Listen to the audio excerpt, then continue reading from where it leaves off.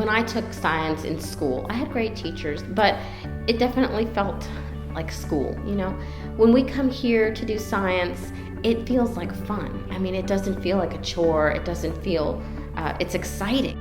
My kids instantly took to it because you walk in and there's stuff to look at in every direction. There's lots of hands-on opportunities, and so they always beg to come back. They always complain when I say it's time to go. They can't get enough of this place. We have attended a lot of their public events. We love the planetarium shows. They're really inspiring, and we've also taken a Lego robotics class that was really great, and that's something that is impossible to find anywhere else. I really believe strongly in child-led learning. I think that kids learn better, they retain better if they are genuinely curious, and if they're having a chance to feel like they're in charge. If they're just doing what I've told them to do, that's not interesting to them. But if they have their own questions, say, hey, how does that work? Why does that happen? Then they really want to know, and so they'll remember that. And so I think that hands-on approach, that inquiry that they emphasize at the Science Factory is so beneficial. It's Earth.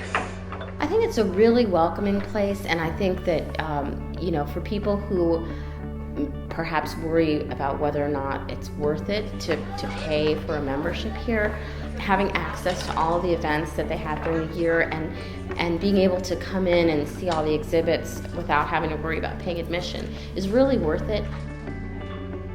Again, when I asked my kids, what have you learned about how to be a scientist, they said, you try and you fail, and you try and you fail, and you try and you fail, and then you say, hey, what if I do this? And then maybe it'll work and maybe it won't, and you just keep trying and failing.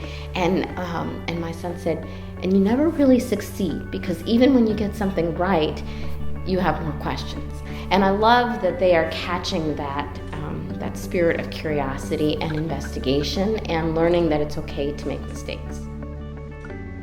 And it really helps them to kind of picture what it would be like to have a career in science, and it helps them to see that there's so many different avenues for science, and it's not just something that's in a textbook, it's something that's happening every day, and there's so many questions left to answer and so many discoveries left to make.